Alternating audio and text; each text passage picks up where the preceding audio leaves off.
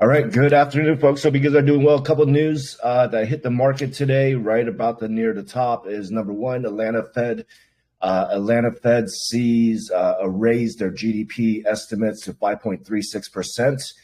So that caused a scare in the market. Not only that, Fed officials sees upside risk to inflation, possibly leading to more rate hikes via the minutes. And so that was what we were waiting for this week. And while the markets were kind of enthusiastic, it really didn't say nothing new, even though with a slight pump to hold 440 back to 443 and just dump 3 points back down. So, it looks like for now, right? For now, the structure of the market is let's just short every pop, right? We're making consistently lower lows across the board after starting, earlier this last Friday, all right?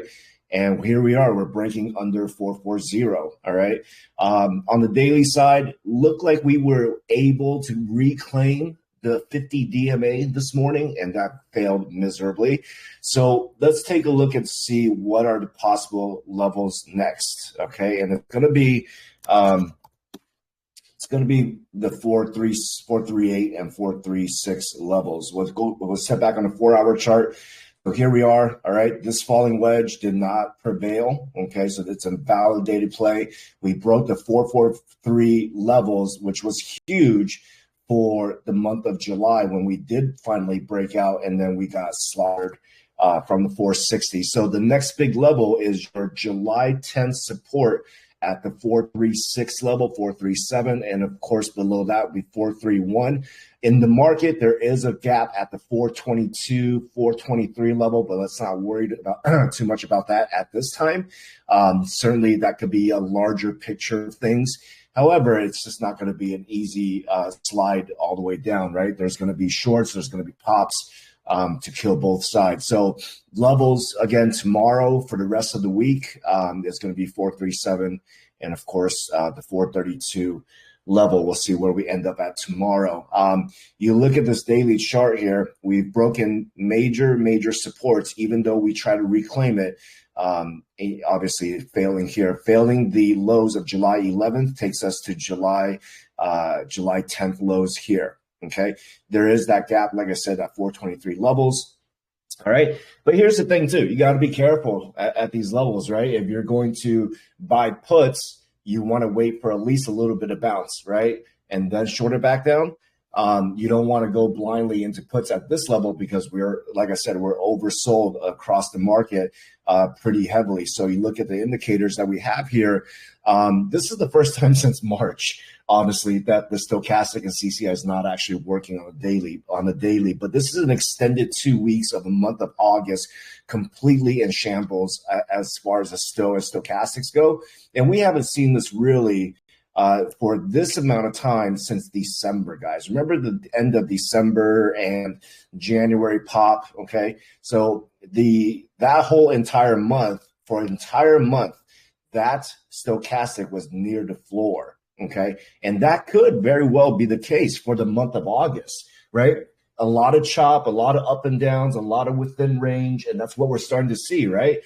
Before 450 broke, we chopped around 444, 448, all right? A lot of range control before it finally gives way, all right? Or a big leg down. As far as volume gaps go, all right, for your notes, there's volume support here, but just a little shy. But you have more volume gap down to some demand area right at 436, which is your July, one of your July lows. Okay, July 6. So let's go to the Qs. All right. Qs, not even an attempt at 50 DMA today, lost all the trend lines, all right?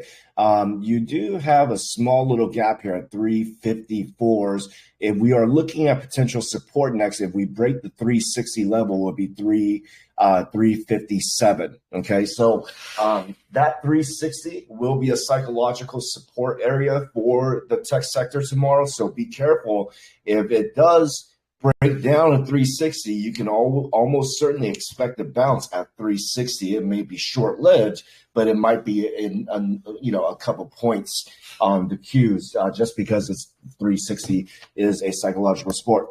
So going over to Tesla. All right, so Tesla, we ended up at 228 this morning, and we closed at 225. There is that gap there down to 222. All right, let's get that gap filled. And if you start seeing these gaps fill, this is where I would be very interested in starting grabbing some long-term calls or maybe October calls, depending on the mood.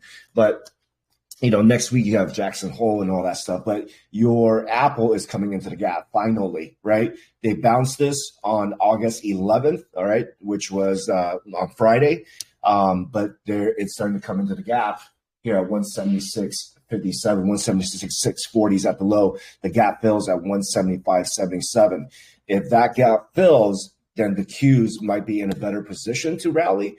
But then also your Mr. Microsoft has been holding this 320 area to dear life over the last 4 or 5 days. 5 days of 320 supports.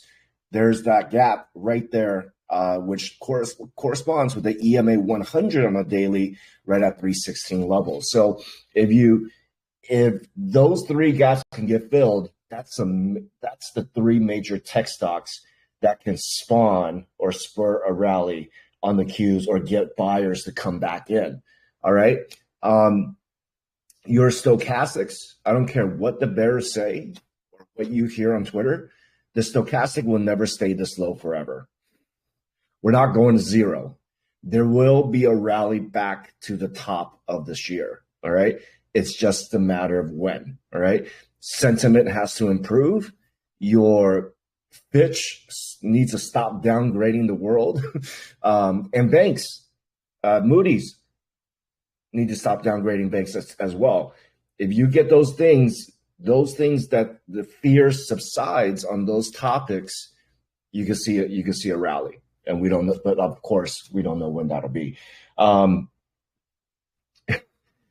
right, guys. Like I said, I am off tomorrow. I'm going to enjoy my day, and Troy's going to take over. You guys give Troy all your best support, and please do not and be nice in the chat rooms. Okay, don't the cure if you're ugly all day long kind of thing.